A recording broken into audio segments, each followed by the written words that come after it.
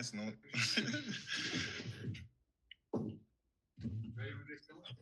Yeah, Miguel, welcome to the room. I was wondering about, I guess, just your path coming here last year, and I guess you were able to redshirt. You didn't play early in the season, and not quite sure what all went on with that. But I was wondering if you could enlighten us a little bit on that and just how things have been this preseason. Yeah, me and the coaching staff, we came up with a plan, and we just decided it was best for me to redshirt last year, and that's really what it was.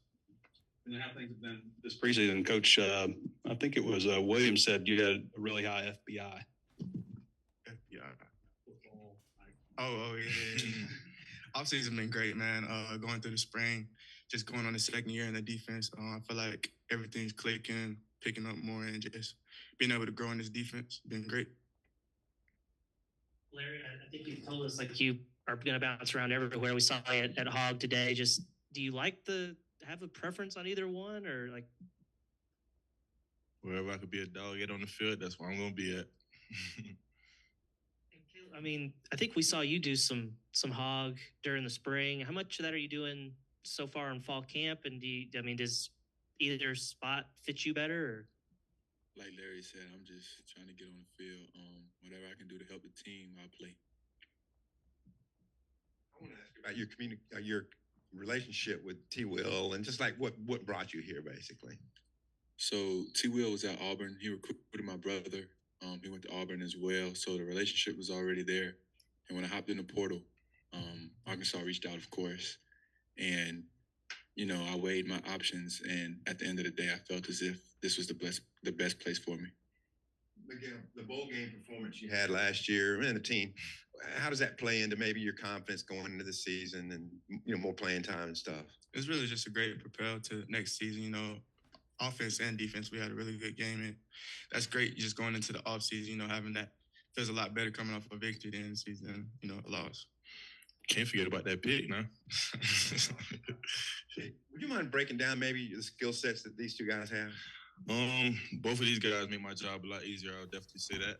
They're great communicators. Their football intelligence is very, very high. So if I'm on this, we're always on the same page, and it's just like a big jail back there in the back end. Just to follow up with your brother playing at Auburn, I mean, what do you kind of remember those days like? I think Coach Woodson was saying that that connection was there from you being on campus a little bit.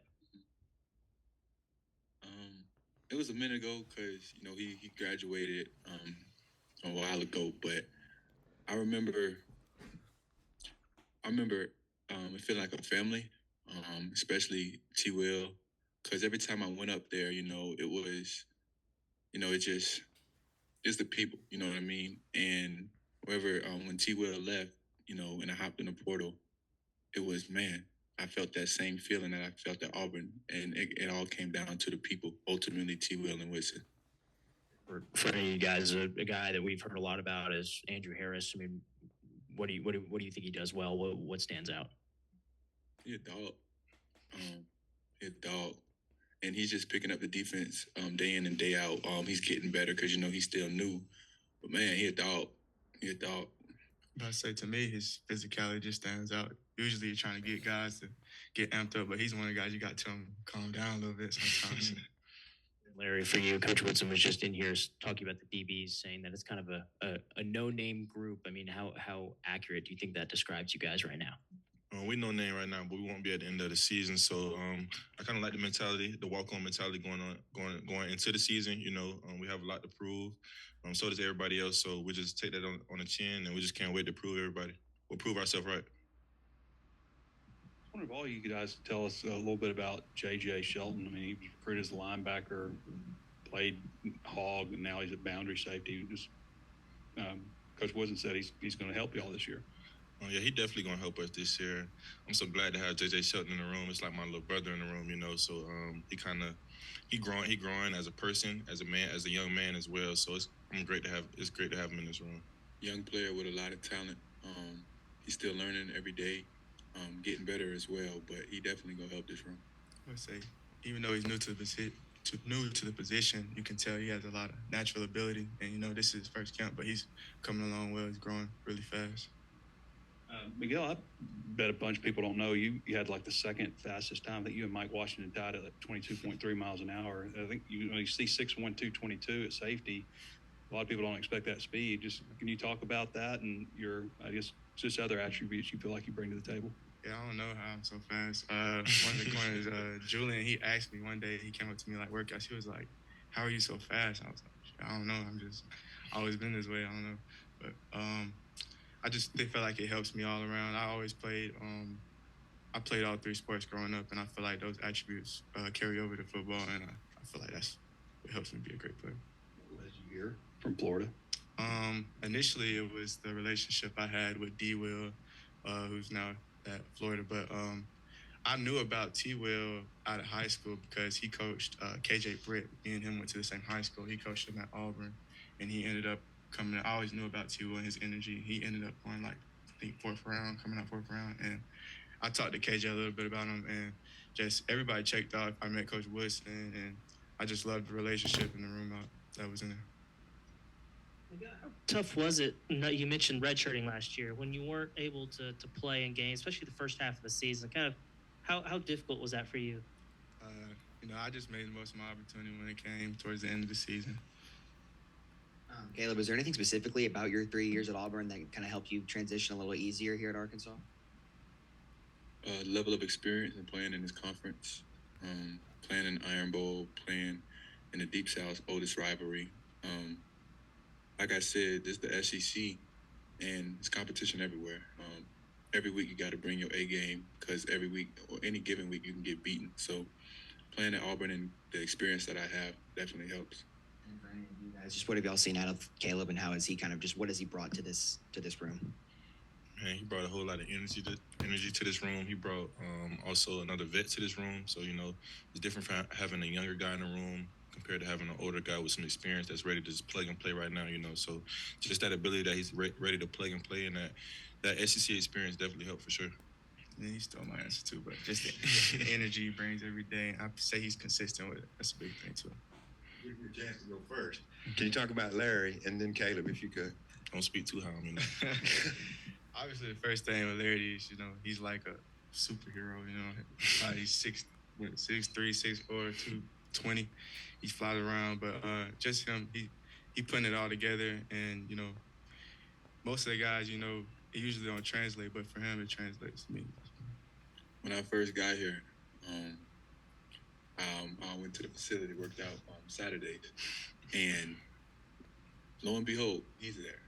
And we did that every single weekend, putting in time every single weekend, and that's helped our relationship grow. But man, you talk about a walk-on mentality. Everything he do is down to the details, and the way he approaches the game, the passion he plays with. Man, I'm looking forward to this season playing so alongside three. It's been a minute since Nick Perry was in the room. I think it was last week, and he said the safeties at that point were getting more turnovers through that point of camp. Who might be near the top of the turnover chart? I think I might be at the top. I got 3 on. I don't know. I think I might be at the top. I can't lie to you. Keyshawn DeVilla. He definitely he's stacking some days right now for sure. So he's up there too for sure. Lots of picks. Yes, sir. Y'all reckon the ball out some too? All of it. All of it. Coach got to tell us to chill out sometimes. I guess, what are you guys looking forward to this final scrimmage coming up Saturday?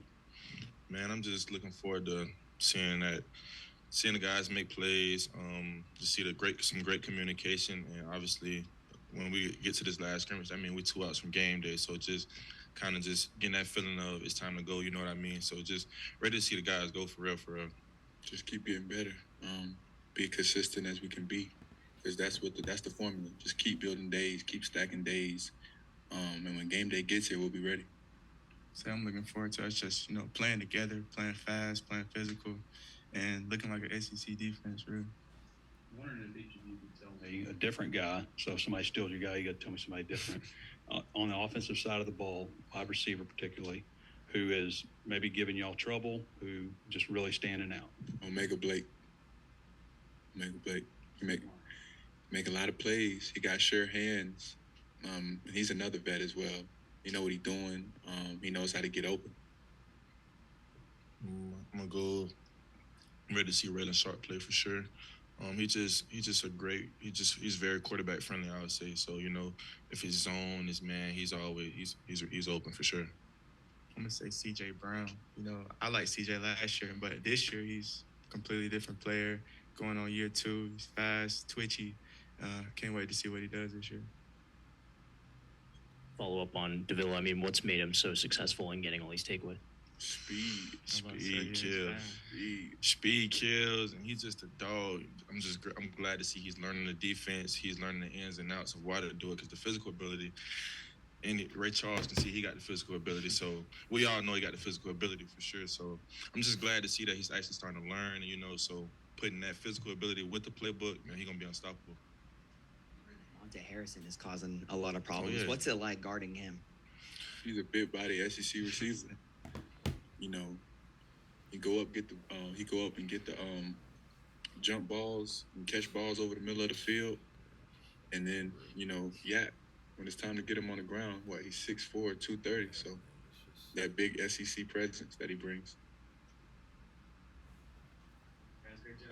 Appreciate y'all.